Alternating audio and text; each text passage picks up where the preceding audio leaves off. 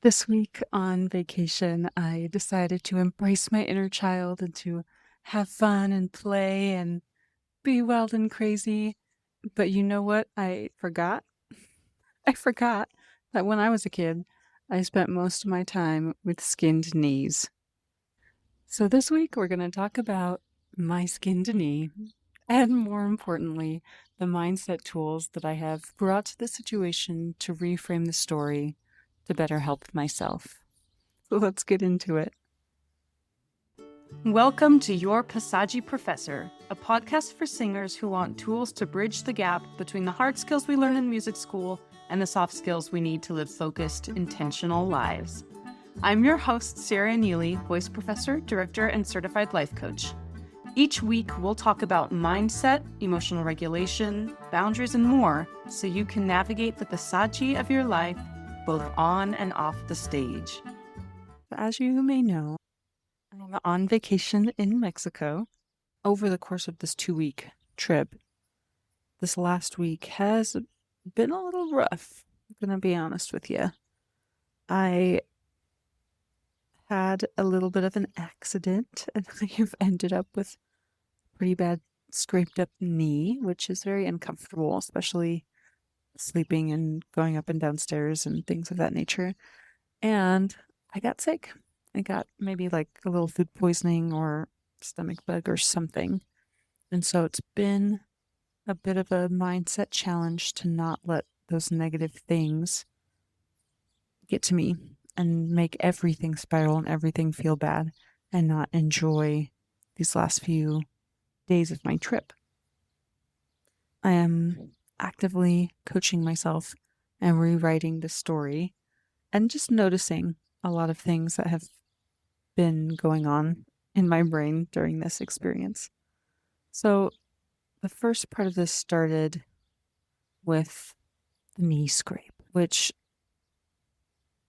is kind of a crazy story because I crashed a little scooter. Oh, you were just saying it right now. I feel so embarrassed.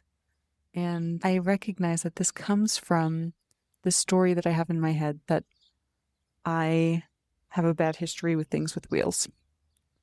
Honestly, my brain has a lot of evidence for this story. As a kid, my family did some like very low entry level like motocross. So we had dirt bikes and we had a quad. And first time I rode a dirt bike, I hurt my ankle. I broke my femur completely in half on a quad, which is a whole crazy, crazy story that I actually really enjoyed telling. But we won't get into that right now. Um, I broke my wrist on a scooter. I rollerbladed with a military parachute and got dragged down the street by the wind after I legitimately flew. I severely bruised my tailbone on a bike here in Mexico 2 summers ago. So I have lots of evidence for that story in my head. That I have a bad relationship with things with wheels and I shouldn't be allowed to use them. And so here I am in Mexico. I decided that I was going to take the little scooter. It's a trike, actually. It's like a little tricycle scooter, but electric. And I was going to go meet my partner for lunch in town because he was coming on the bus from a park in another town. He played disc golf. And part of me knew that I was not very comfortable doing that.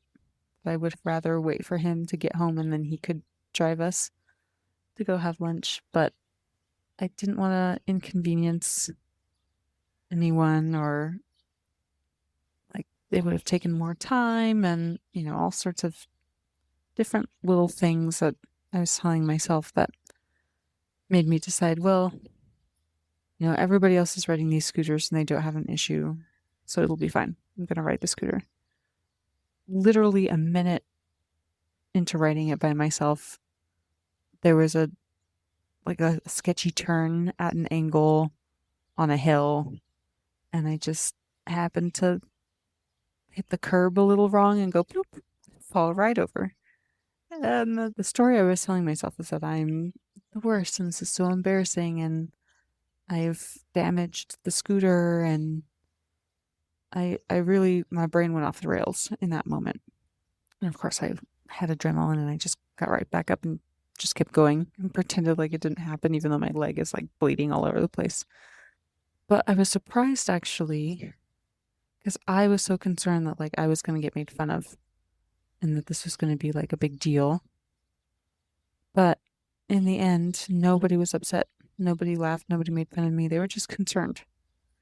The thoughts that I was having about the situation weren't helpful and weren't even accurate to what I was anticipating was going to happen.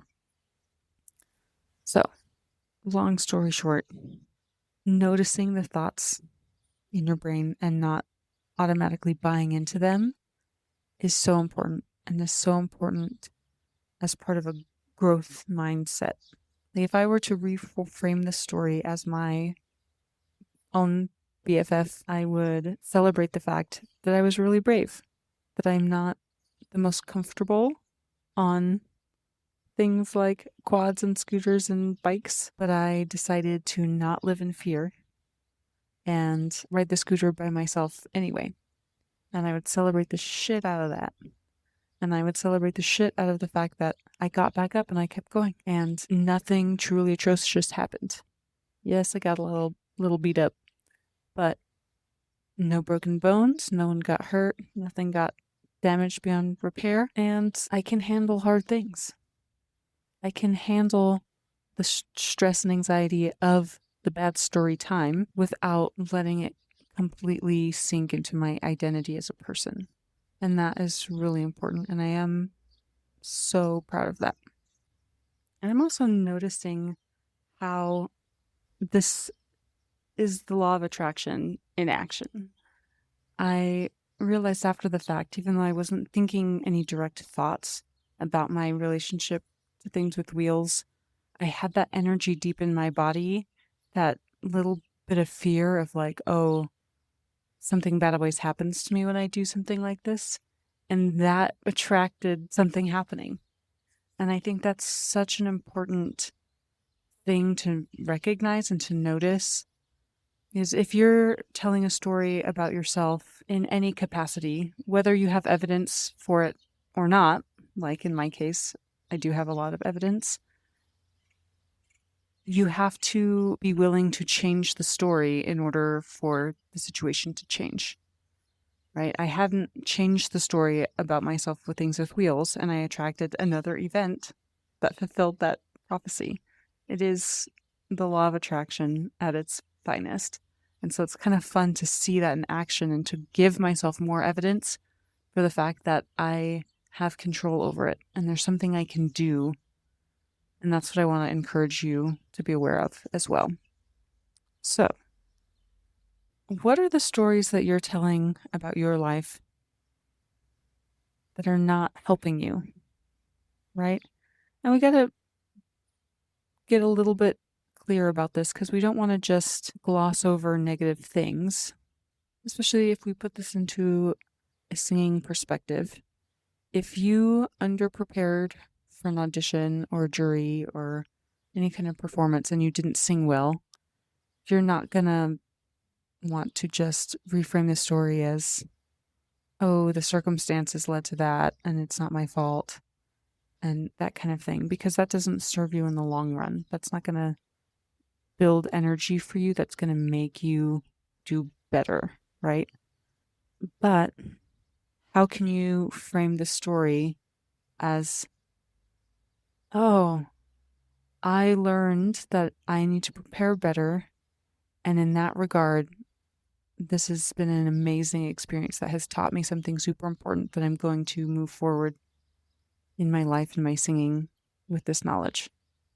Because that can give you a sense of grace and compassion for the bad singing and not spiral you into, I'm the worst singer. I can't do it. What's wrong with me? That's not going to be helpful. But have compassion for yourself for where you were in that moment.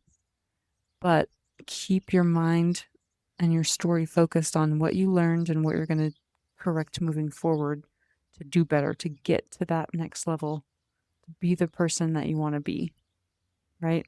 In order to become the next level of you, in order to change, to evolve, to become better, you have to be willing to be uncomfortable. You have to be willing to think thoughts and take actions that are not aligned with who you currently are. And that is something that I am actively doing as I build this business. And it is so cool and so exciting to see how that comes to fruition in real time. If you want to be someone who is calm under pressure, you have to practice being calm even when you're not calm. If you want to be someone who practices every single day, you have to be willing to be uncomfortable on the days where you don't feel motivated to practice. You can't skip that step of being uncomfortable if you want to evolve your life, if you want to do something different and get a different result. Otherwise, you will stay stagnant in the way that you've always done things.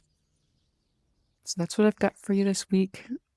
Next week, I'll be in San Antonio presenting at the National NAT Conference, which will be quite an adventure, and maybe I'll see you there.